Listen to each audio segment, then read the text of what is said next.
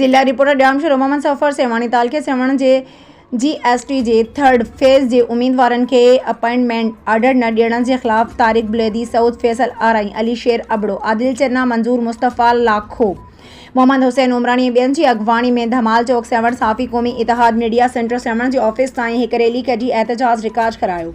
उम्मीदवारनि साफ़ियुनि सां ॻाल्हाईंदे चयो त असांजा पोस्टिंग ऑर्डर बिना जवाज़ ज़िले एजुकेशन ऑफिसर करीम बख़्श सुमरो रोके करे तालीमी सरगर्मियुनि खे मुतासिर करे रहियो आहे। जीअं त 15 अगस्त 2024 खां नओं तालीमी साल शुरू थियो आहे ऐं तालुके सेवण जा तक़रीबन 20 खां मथे प्राइमरी स्कूल गुज़िरियल साल अपग्रेड करे उन्हनि खे मिडल स्कूल जो दर्जो ॾिनो वियो। पर अफ़सोस असां हिकु साल गुज़रण बावजूदि उन्हनि स्कूलनि में GST उस्ताद न पहुची सघिया आहिनि। एहतजाज कंदड़ उम्मीदवारनि मुतालबो कयो त जल्द खां जल्द असांखे ऑर्डर ॾेई करे स्कूलनि मां उस्तादनि जी खोट पूरी कई वञे ऐं ॿारनि खे तालीम में थींदड़ नुक़सान बचायो वञे।